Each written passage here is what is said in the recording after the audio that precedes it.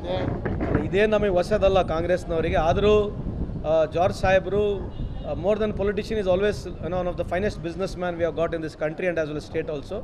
So ಪೂರ್ಣ ನಂಬಿಕೆ ಇದೆ. ಅವ್ರಿಗೇನು ಸಹಕಾರ ಬೇಕು ಮಾನ್ಯ ಅವ್ರ ಫರ್ಮ್ ಆಗಿರ್ಬೋದು, ಅವ್ರ ಕಂಪ್ನಿಗಳಾಗಿರ್ಬೋದು, ಜಾರ್ಜ್ ಸಾಹೇಬರು ಖಂಡಿತವಾಗ ಅವ್ರಿಗೇನು ಸಹಕಾರ ಕೊಡ್ತಾರೆ.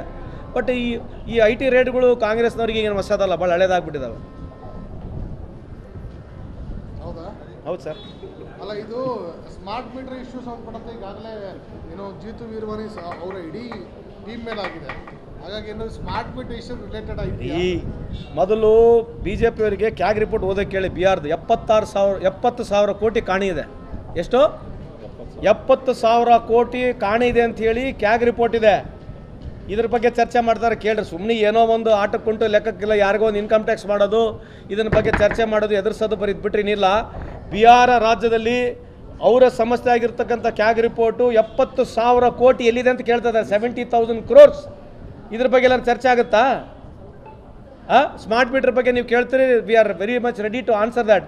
But who is going to answer the 70,000 crores? ಅಲ್ಲಿ ಹೋಗಲ್ವಾ ಬಿ ಜೆ ಪಿ? ಅಲ್ಲಿ ಇನ್ಕಮ್ ಟ್ಯಾಕ್ಸ್ನವ್ರು ಹೋಗಲ್ವಾ? ಅಲ್ಲಿ 70,000 ಕೋಟಿ ಏನು ಪ್ರಧಾನಮಂತ್ರಿ ಮೊದಲು ಹೋಗಿ 10,000 50,000 दूंगा, 60,000 70,000 1 लाख 2 लाख ಅಂತ ಆಕ್ಷನ್ ಮಾಡ್ತಿದ್ರು.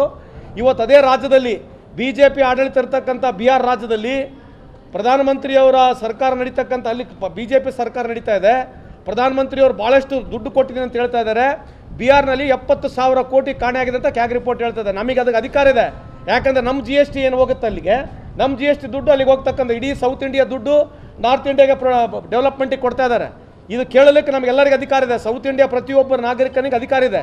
70,000 ಕೋಟಿ ಕಾಣಿದೆ. ಇದ್ರ ಬಗ್ಗೆ ಬಿ ಜೆ ಪಿಯವರು ಇನ್ಕಮ್ ಟ್ಯಾಕ್ಸ್ನೆಲ್ಲ ಮಾತಾಡ್ತಾರೆ, ಕೇಳಿ ನೋಡಿ. ಸರ್, ಈಗ ಸಿಎಂ ಸಭೆಯನ್ನು ನಡೆಸ್ತಾ ಇದ್ದಾರೆ, ಸಮನ್ವಯ ಮೂಡಿಸೋ ಸಭೆ ನಡೆಸಿದ್ದಾರೆ. ನಿಜಕ್ಕೂ ಅಭಿವೃದ್ಧಿ ಕಾರ್ಯಗಳಿಗೋಸ್ಕರ ಎಲ್ಲ ಇರುತ್ತೆ, ಮಾಡ್ತಿದ್ದಾರೆ. ಎಲ್ಲ ಇದೆ ರೀ, ಕಾರ್ಯಕ್ರಮ ಇದೆ. 50 ಕೋಟಿ ರೂಪಾಯಿ ಎಲ್ಲೆಲ್ಲಿ ಖರ್ಚು ಮಾಡ್ತೀವಿ ಅಂತ ಅದ್ರ ಬಗ್ಗೆ ವರದಿನೂ ಕೊಡಬೇಕು. ಏನು ಡೆವಲಪ್ಮೆಂಟ್ ತೋರ್ತೀವಿ ಅಂತ ವರದಿ ಕೊಡಬೇಕು. ಏನಾನ ಸಮಸ್ಯೆಗಳಿದ್ರೆ ಜಿಲ್ಲೆಯ ಸಮಸ್ಯೆಗಳ ಬಗ್ಗೆ ಅಥವಾ ಶಾಸಕರಿಗೆ ನಮಗೇನಾನ ಸಮಸ್ಯೆಗಳಿದ್ರೆ ಅದ್ರ ಬಗ್ಗೆ ಮಾತನಾಡಲಿಕ್ಕೆ ಒಂದು ಪ್ಲಾಟ್ಫಾರ್ಮ್ ಇದೆ.